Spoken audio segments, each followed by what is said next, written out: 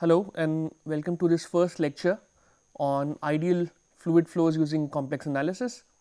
So, in this first lecture, I will be discussing three concepts.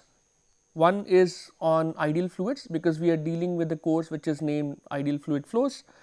I will then be introducing the concept of a velocity potential and then we will talk about potential flows. So, let us begin our journey in this course. Let us first talk about ideal fluid flows and what constitutes an ideal fluid flow. Now, we talk about an ideal fluid as I have mentioned here. So, when we talk about an ideal fluid, we are dealing with a scenario or a particular fluid which has or which is incompressible and inviscid.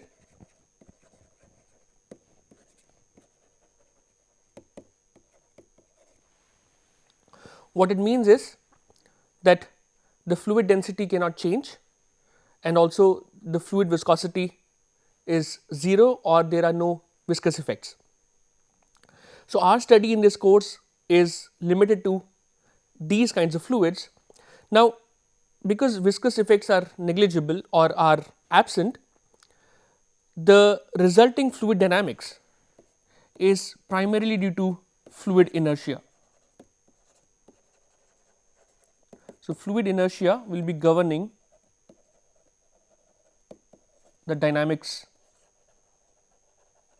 of such a fluid.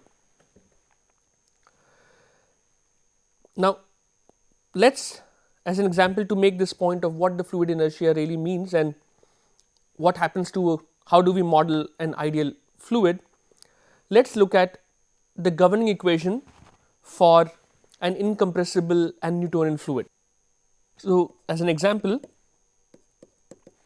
let us take an incompressible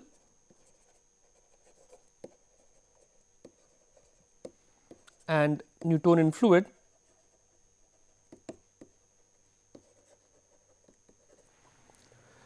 Now, the equations that govern the dynamics of an incompressible and Newtonian fluid are the mass conservation and the momentum conservation equations, better known as the continuity equation. So, what we will do is we can write del dot with u is 0, where del is the gradient operator, u is the velocity vector. So, this is continuity equation.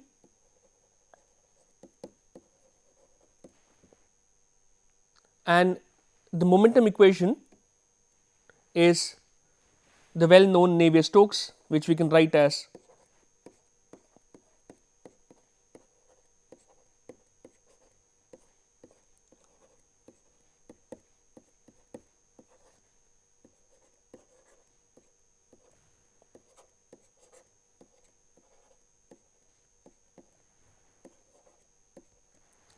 in this way.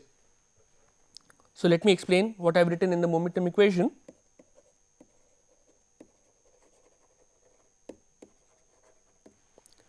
We have two contributions on the left hand side. One is the rate of change of velocity at a given point.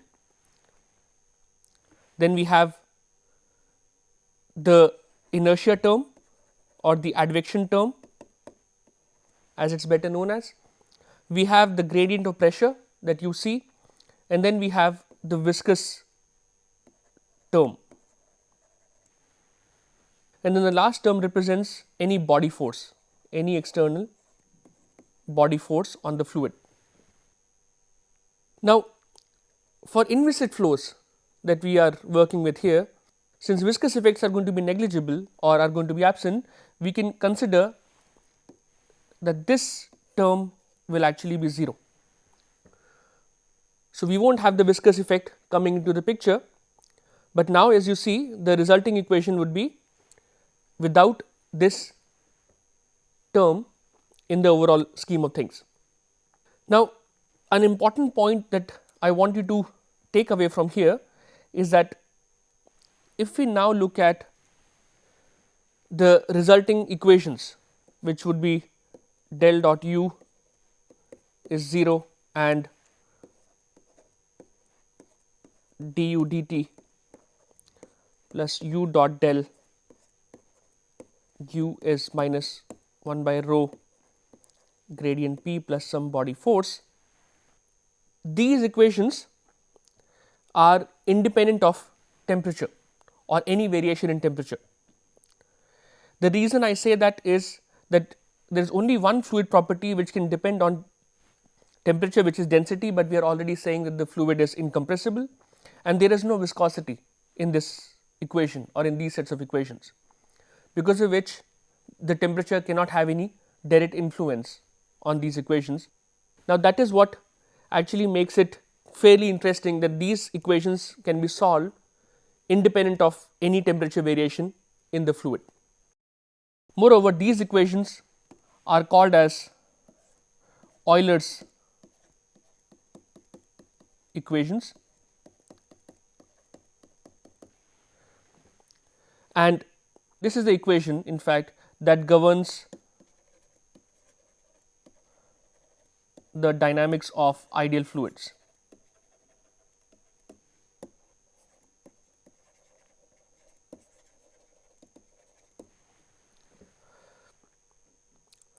If you look at traditionally, the study of ideal fluids is also called as hydrodynamics.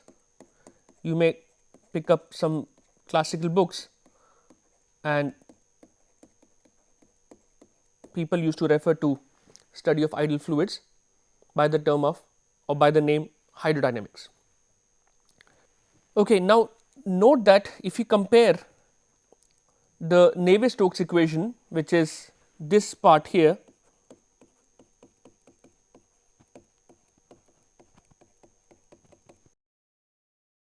with the Euler equation,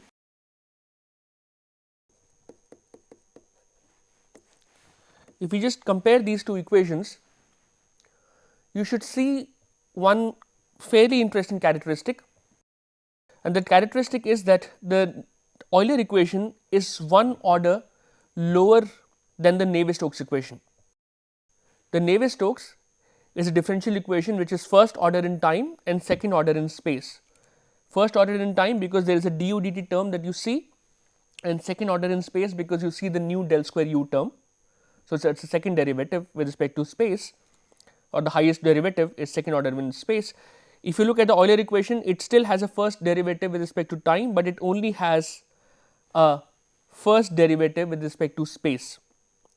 So, clearly we would need one lesser boundary condition in space to solve the Euler equation.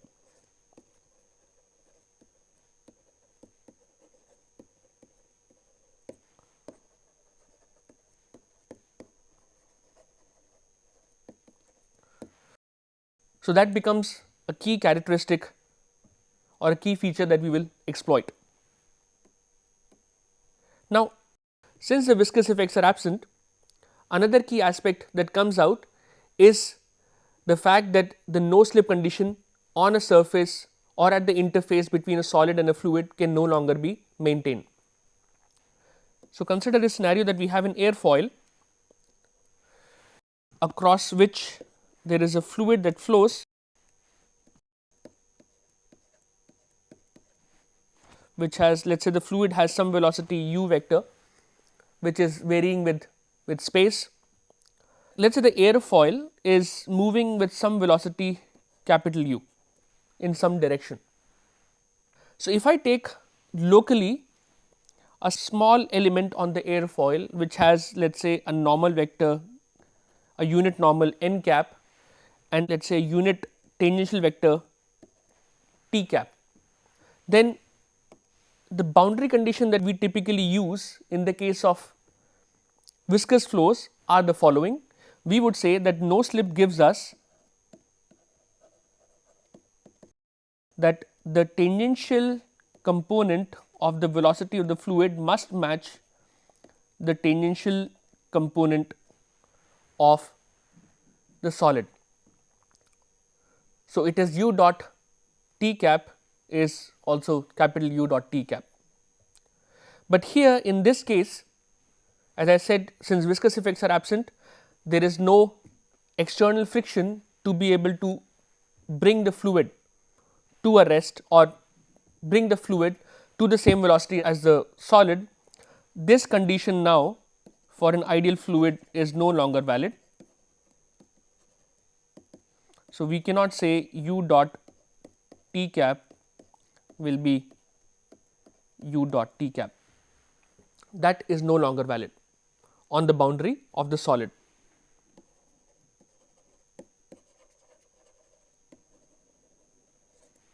However, the other condition that is also true in the case of viscous flows, which would be u dot n cap to be u dot n cap, is still valid.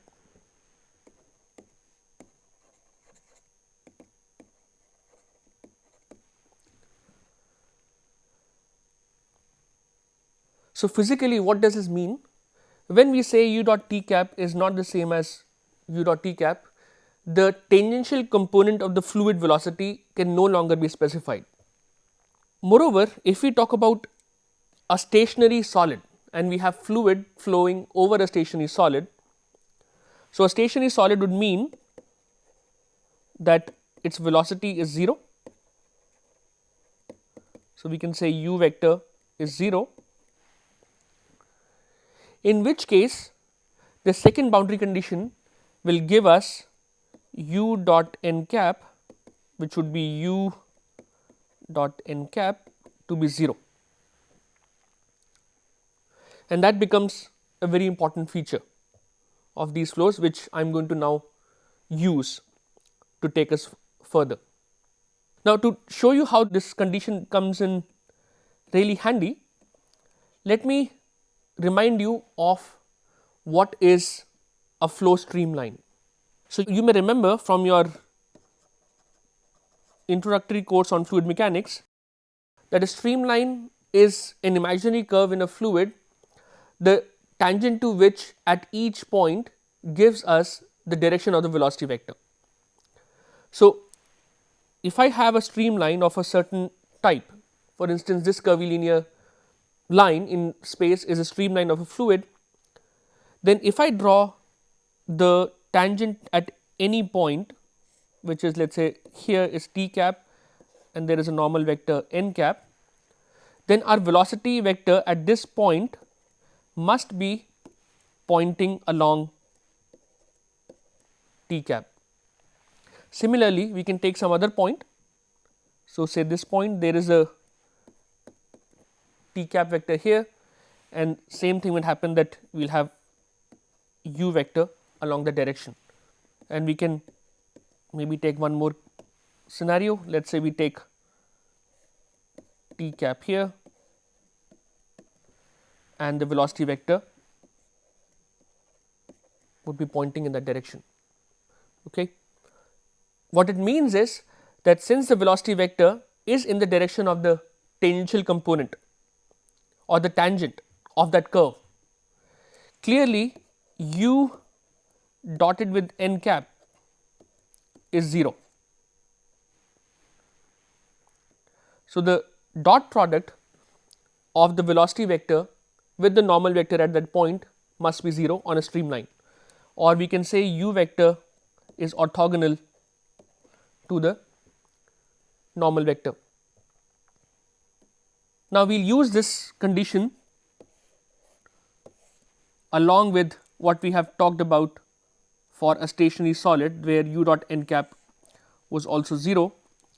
Now, what I am saying here is that since the dot product of the velocity vector with the normal component or with the normal vector is 0, so if there is any curvilinear surface in space where this dot product happens to be 0, then we can say that, or we can hypothesize that if I replace that curvilinear line or a curvilinear surface with a solid object which is stationary, and when I say it is stationary, it means it has 0 velocity, it would mean that surface of the stationary solid would also be a streamline.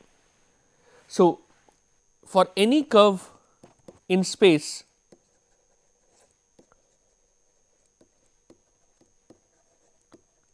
which has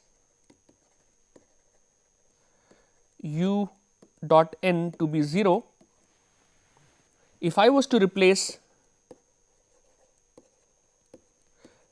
that curve with a stationary solid,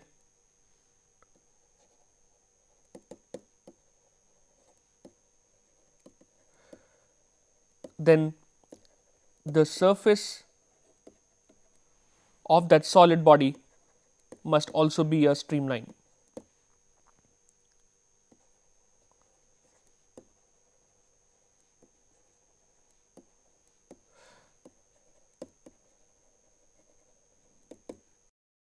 And this follows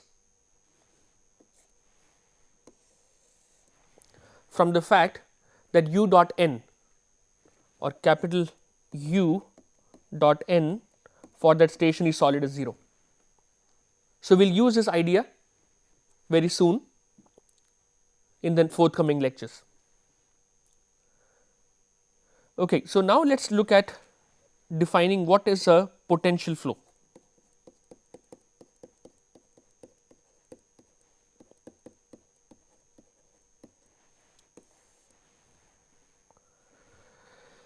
Now, we call a flow to be potential flow, or any flow we can call as potential flow if it is irrotational.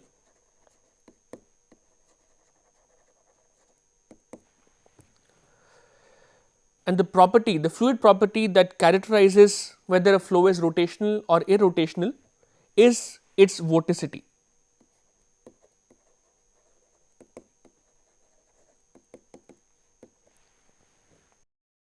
Now, we denote in fluid mechanics typically vorticity by omega vector. So, omega denotes the vorticity, it is a vectorial quantity. You may also remember that omega is given as the curl of u. So, del cross u is what is given as vorticity.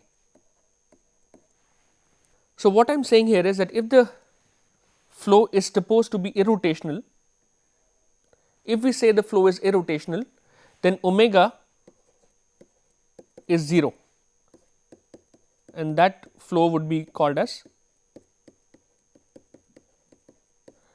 irrotational. Now, let us say that if omega is 0, let us define a velocity vector as gradient of some scalar phi. Okay, phi is some scalar function which could have space dependence. Now, what I want to prove to you is that this choice of velocity vector, which is gradient of phi, naturally satisfies the condition that the vorticity is 0. So, we can prove this by just taking the curl of gradient of phi. So, in Cartesian system or in Cartesian coordinates, let us try and work this out, what this gives us. So, we can write this as d by dx I cap, d by dy j cap plus d by dz k cap, crossed with gradient of phi would be d phi dx I cap, d phi dy j cap plus d phi dz k cap. Now, remember the rules of vector cross product. In this case, since we have 3 basis vectors I, j, k which are orthogonal to each other, you may remember that we go from I to j, or if we do I cross j, that gives us k. If we go from j to k, it gives us I, and k to I gives us j. So, we can say this is the positive sense of the cross product. If we do anything against this, then that would be the negative sense. So, what it means is, first of all, I cross I is the same as j cross j is the same as k cross k, which is 0, and I cross j is k. We can say j cross k is I and k cross I is J. So, we can use this idea to simplify our cross product. So, let us do that. So, what do we get? We will get d2 phi dx dy k cap minus d2 phi dx dz j cap minus d2 phi dy dx k cap plus d2 phi dy dz I cap plus d2 phi dz dx j cap minus d2 phi dz dy I cap. So, we can now look at the common terms and start cancelling them. So, we can see that d2 phi dx dy k cap cancels with this number here. We can see this number cancels with this one, and finally, this I can say cancels with this one to give us 0 vector. So, the important point to now take away from here is that the condition of irrotationality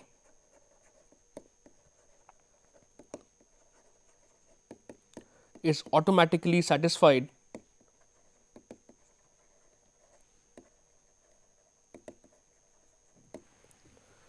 for all functions phi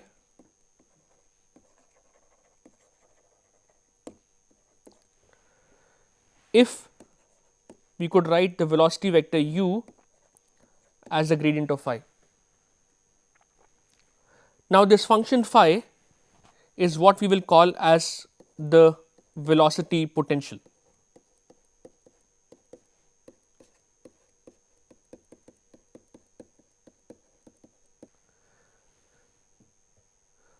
That is a name that we will use to call this function phi, and all flows where we could write u vector to be gradient of phi or where this is satisfied, all these flows are called as potential flows.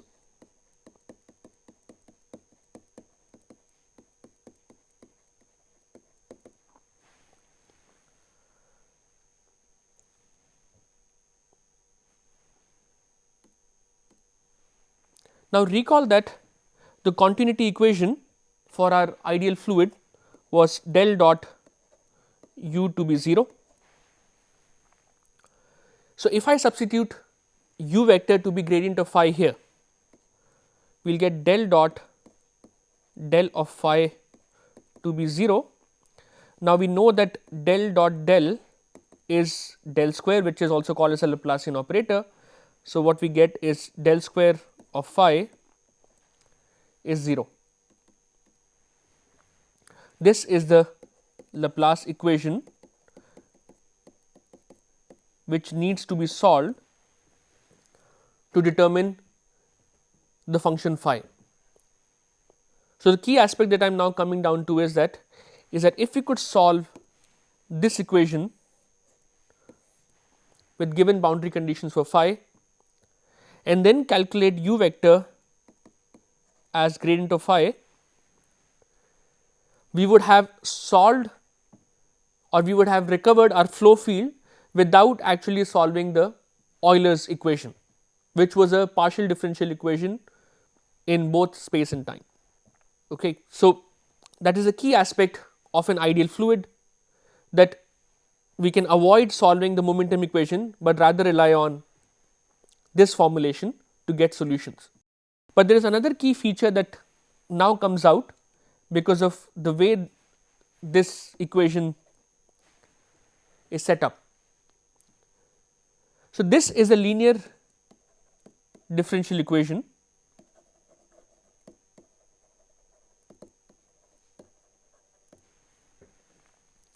and it is, even though it is a partial differential equation, it is a linear differential equation, and it has a very special feature which I want to now show to you. Say if phi 1 and phi 2 satisfy this equation, there are two solutions, let us say. So, these two equations or these two solutions satisfy del square phi to be 0, then let me say that I construct a new function phi which is C 1 phi 1 plus C 2 phi 2. So, it is a linear combination of phi 1 and phi 2 where C 1 and C 2 are arbitrary constants.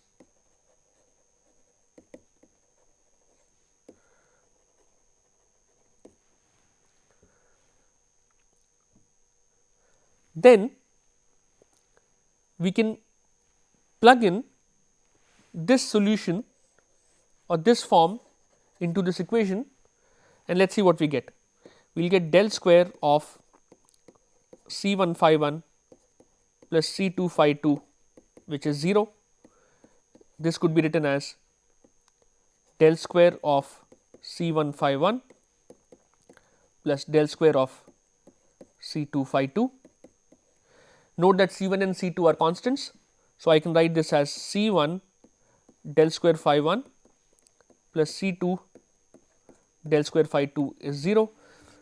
Now, because phi 1 and phi 2 satisfied the original equation, which basically meant that del square phi 1 was 0 and del square phi 2 was 0, you can now see that this gives us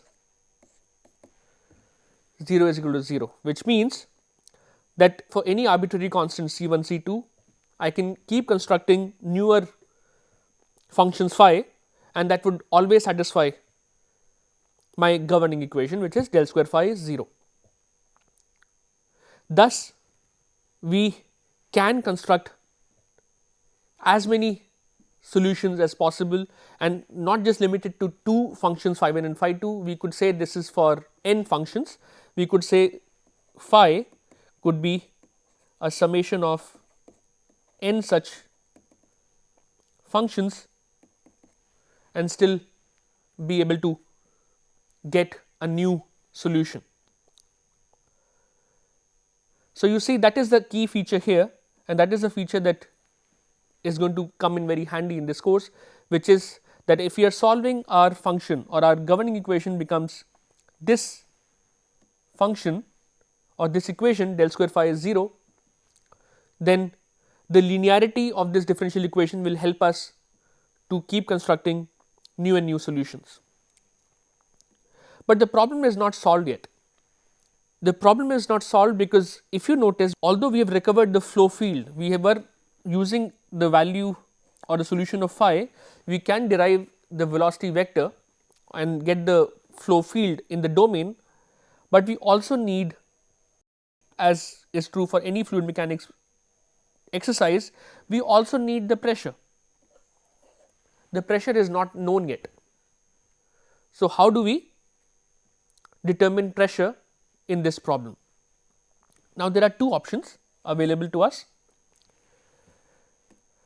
So, the first option, which is the more difficult option, is that we can go back to the Euler's equation and substitute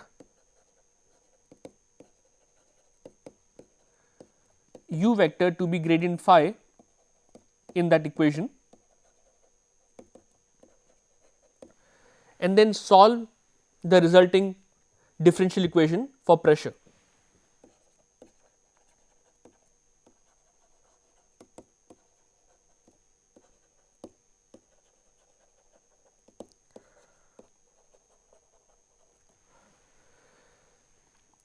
Now, this will be the long method. Even though there is nothing wrong with this, this will be a long approach, a fairly long way to get to the solution. The second option, which is the more elegant way would be to use the fact that we are working with an ideal fluid and it is irrotational. So, we knew that u is gradient of phi and the flow is irrotational.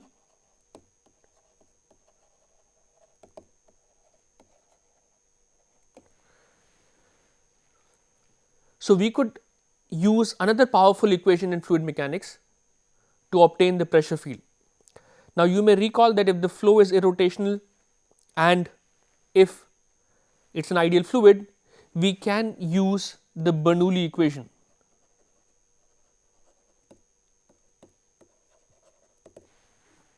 And say in this scenario, now the Bernoulli's equation is a linear algebraic equation for pressure.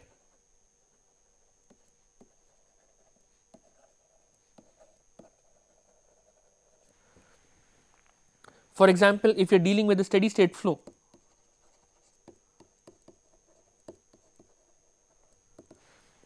we could write along a streamline that P by rho plus half u dot u plus g z is a constant,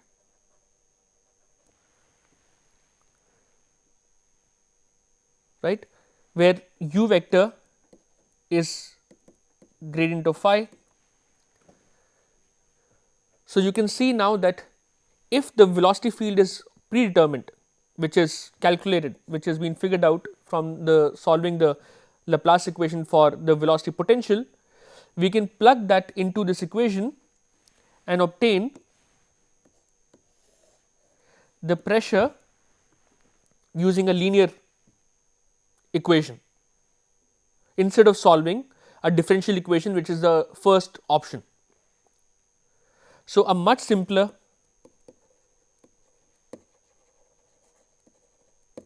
approach to determine the pressure exists in these potential flows.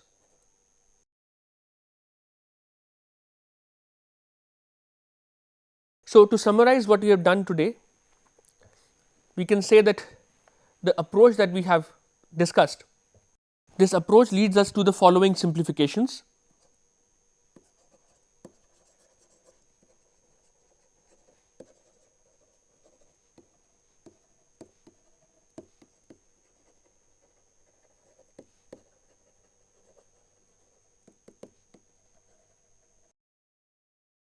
The first simplification that we would see or that we have described today is that the governing equation is a linear differential equation instead of the partial differential equation, that is the Euler's equation, and solutions to different problems or different scenarios can be superposed. By superposed now I mean linearly combined, as we had done in today's class, which is we combine two functions phi 1 and phi 2 in a linear fashion, c 1 phi 1 plus c 2 phi 2 can be linearly combined to yield new solutions.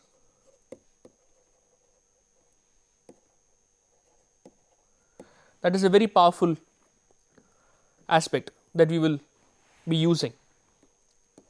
The second is an even simpler, or is a second simplification that even though I have not described today, I will be covering in the forthcoming lectures, which is that when we are dealing with 2D flows,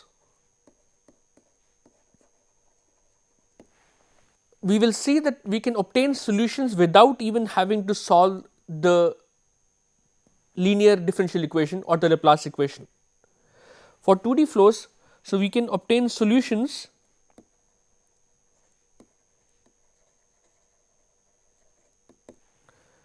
without actually solving any differential equation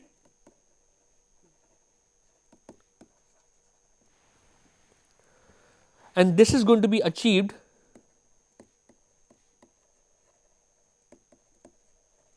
by complex variable theory.